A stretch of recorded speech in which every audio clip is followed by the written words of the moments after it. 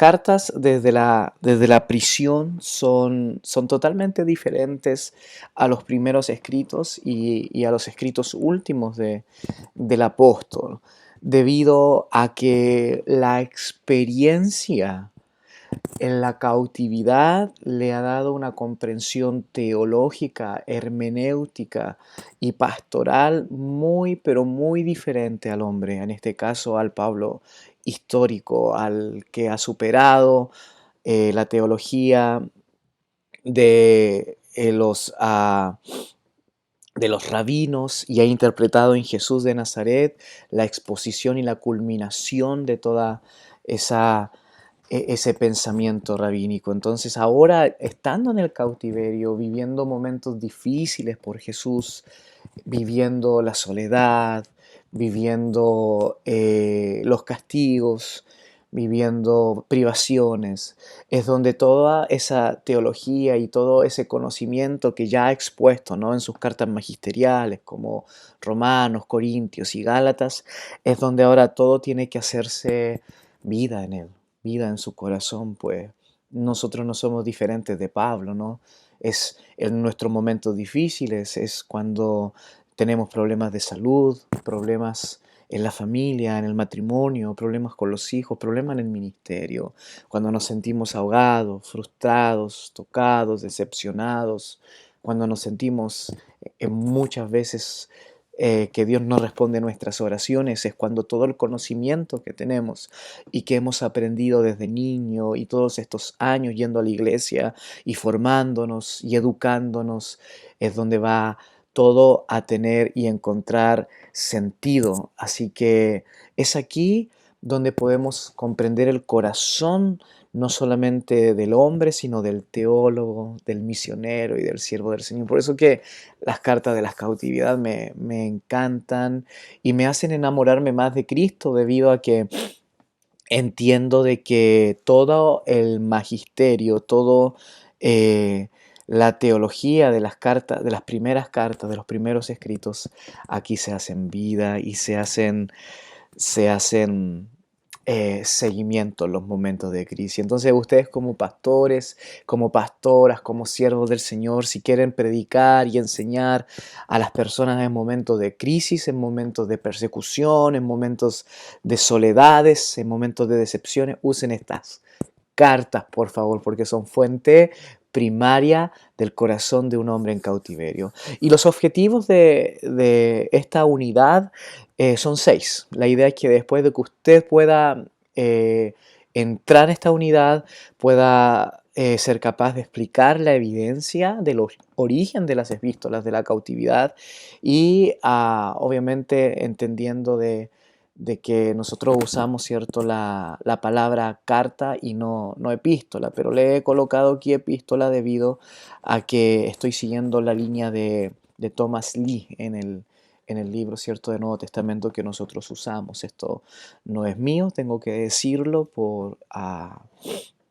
reservas del copyright, esto no es mío, sigo el formato de Thomas Lee, y al seguirlo no puedo cambiar la palabra a carta, pero ya hemos entendido cuál es la diferencia, ¿no?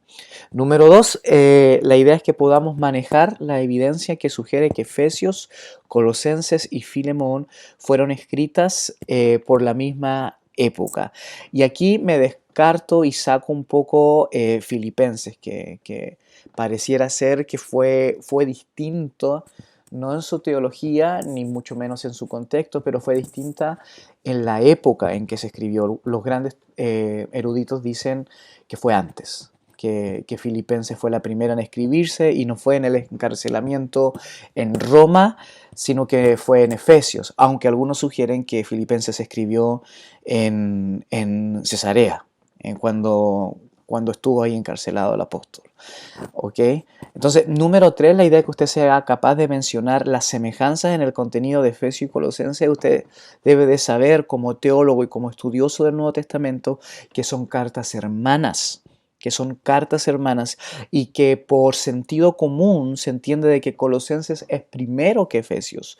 ¿Por qué se dice por sentido común? Porque pareciera ser que los mismos tópicos que exploran como la divinidad de Cristo, como el misterio de la iglesia.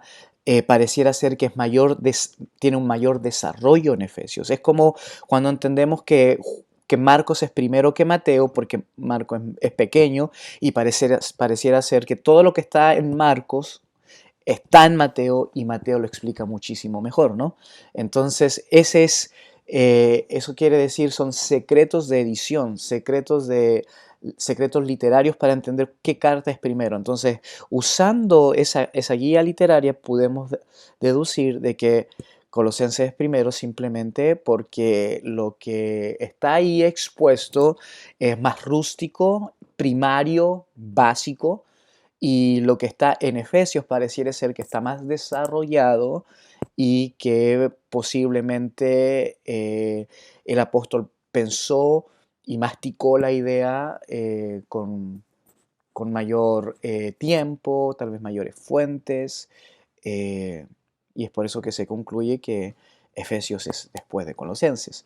Pero la idea es que usted pueda mencionar sus semejanzas. También el cuarto objetivo es que usted aprenda a enumerar las características de la enseñanza herética a la cual se opuso Pablo en Colosenses.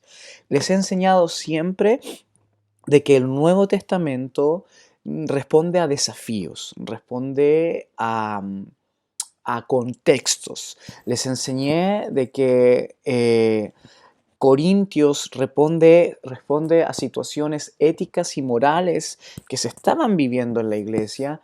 También hemos aprendido, ¿no?, las situaciones que se estaban viviendo en la zona de Galacia, ya sea del norte o del sur, y los conflictos que había con los judíos, ¿no?, con los prosélitos judíos que anhelaban que los cristianos se judaizaran. Entonces, cada carta respondió a un contexto. Ahora, ¿cuál es el contexto de las cartas de la cautividad? Es la herejía, pareciera ser que pone en juicio la identidad de Jesús. ¿Es Dios? ¿Es hombre? ¿Pertenece a las dos naturalezas? ¿Quién realmente es Jesús? ¿Quién es Cristo? ¿Quién es la iglesia? ¿Quiénes son los cristianos? ¿Cuál es la autoridad de los cristianos? Entonces, es teología que responde a herejías, entendiendo que una herejía es algo que distorsiona lo recto, lo derecho, el dogma en este caso. Entonces, por eso llamamos herejía, ¿no? Que no es algo que necesariamente sea, eh, ¿cómo te puedo decir?, ético y moral eh, comprometido, sino que muchas veces, como lo aprendimos la semana pasada, la herejía es más peligrosa que el asunto práctico, que el asunto de ético y moral. Entonces, la idea es que usted pueda aprender a distinguir a qué Pablo está combatiendo, cuáles son tal vez las bases de esta herejía, qué es lo que piensa. Número 5, explicar. Usted va a ser capaz de explicar la relación de Pablo con Filemón y Onésimo, que es una historia preciosa, maravillosa, que no solamente tiene luz en el Nuevo Testamento, sino que tiene luz en la patrística, luz en los padres de la iglesia, que después ven a Onésimo como uno de los obispos, ¿no?, de la iglesia de Éfeso, a la cual Pablo pastoreó, que dejó Timoteo, que después pastoreó Juan, ¿no? Entonces es algo muy, muy, muy, muy lindo. Y número 6, enumerar algunos de los propósitos de Pablo al escribir Filipenses, porque pareciera ser que Filipenses es la carta distinta a Colosenses y Efesios. Entonces, pareciera ser que Colosenses y Efesios son más parecidas y que Filipenses tiene unos destellos diferentes. Entonces, esa es la idea.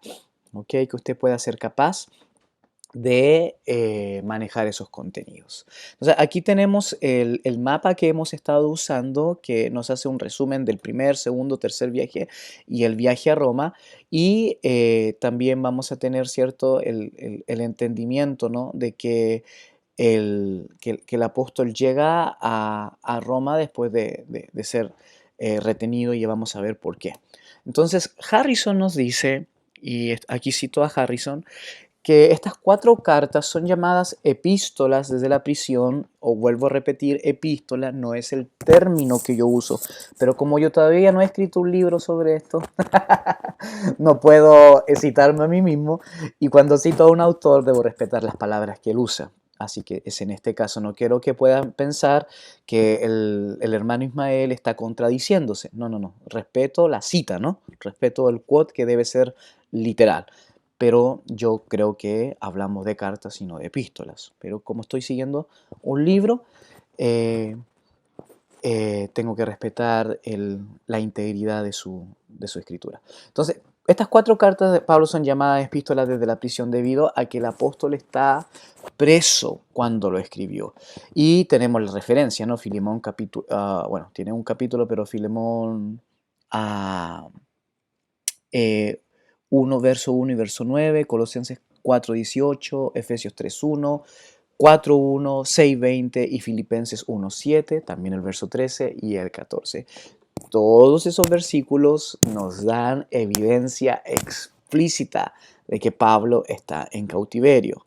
Algunos prefieren describirlas como epístolas del cautiverio, ya que Pablo estaba detenido, pero no necesariamente en prisión en el sentido técnico del término. Entonces, no puede ser prisión si todavía no hay sentencia, dicen algunos eruditos. Entonces, por eso lo llaman desde el cautiverio y no desde la prisión, porque todavía no era prisión, pues no había sentencia. Es en ese caso.